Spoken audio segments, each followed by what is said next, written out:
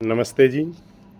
हमारे गुरुकुल झज्जर के आचार्य भगवान देव जी, जो बाद में पूज्य स्वामी ओमानंद जी सरस्वती बने संन्यास के बाद, उन्होंने पुस्तक लिखी। उनके सहयोगियों ने हरियाणा के वीर योद्धेगण और योद्धेगण की राजधानी रोहतक, वहाँ से वीर योद्धों का इतिहास उन्होंने बताया कि हरियाणा जो है, हरियाणा प्रदेश आर्यावर्त का ही एक, भारत देश का ही एक भाग है।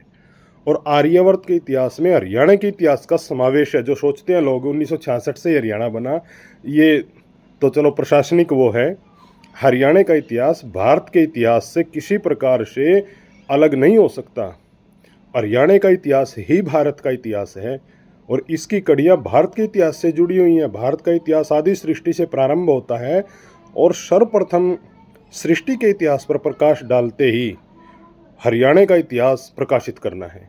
इसी तथ्य को मान करके सबसे पहले सृष्टि का ही इतिहास उन्होंने लिखा। क्या? प्रत्येक विचारशील मनुष्य जो वर्तमान सृष्टि में विचरता है, उसके मन में इस अनेक प्रकार के प्रश्न उठते हैं। क्या?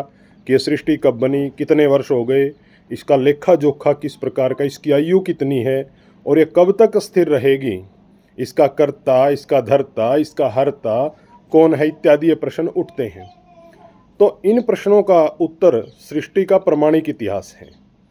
हमारे पूर्वज विद्वान जो सभी विद्याओं में पूर्ण दक्ष थे, इस प्रकार के सृष्टि विज्ञान अर्थात काल गणना या फिर संवत निश्चित करना हो या ऐतिहासिक घटनाओं का शोध, उनकी जांच पड़ताल उस करने में भी बड़े सिद्ध थे, बड़े माहिर थे।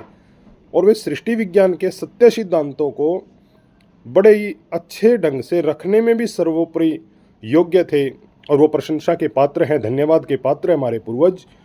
उनके सभी नियम, उनके सभी विधान और अनुसंधान बड़े श्रेष्ठ और विद्याओं से पूर्ण ज्ञान हो, विद्याओं से क्या हो, पूर्ण ज्ञान हो और उस पर प्रतिष्ठित होने के कारण देखिए पत्थर की लकीर के समान बड़े अमीट होते थे, न मिटने वाले।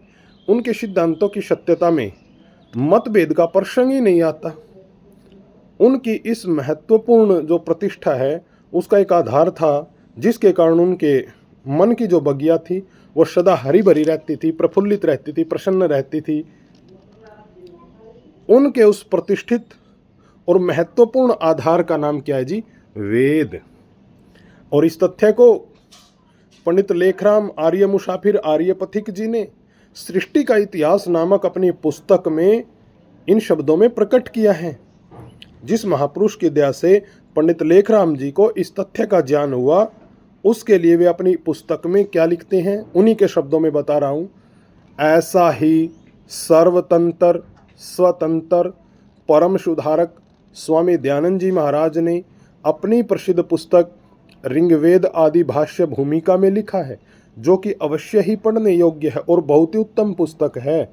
उस महात्मा ने इस वैदिक भाष्य में अपने ईश्वर प्रदत्त मतलब देना, ईश्वर द्वारा दिया गया विद्या बल, उसके द्वारा बहुत बड़ा चमत्कार कर दिया है।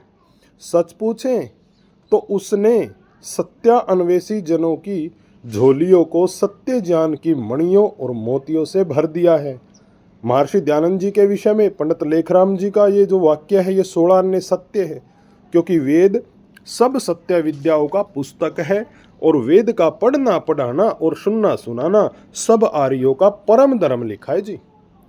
ये आर्य समाज का तीसरा नियम बनाकर महर्षि दयानंद जी ने भी पूरे संसार की आंखें मई खोल दी हैं।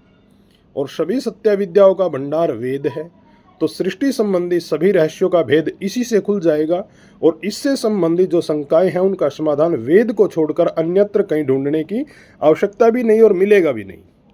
पवित्र वेद में इस जग के विधाता ने, जगद्विदाता ने इस तथ्य को बहुत ही उत्तम और युक्तिपूर्वक दर्शाया है, युक्ति से प्रमाण से दर्शाया है कि प्रभु सनातन न्याय के नियमों के आधार पर इस सृष्टि की रचना करता है, संहार करता है, बारंबार किया करता है।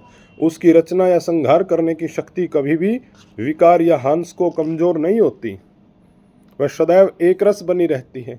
सूर्य है, चंद्र है, ग्रह उपग्रह, बादल, मेघ, पदार्थ उसने प्रकृति से बनाए हैं और ईश्वर ने अपने सर्वोपरि ज्ञान और बल के आधार पर एक दूसरे के आकर्षण की शक्ति को संयुक्त करके उनको सुस्थिर भी किया है। सृष्टि का कर्ता ईश्वर, इसको हम कल के स्वाध्याय में पढ़ेंगे।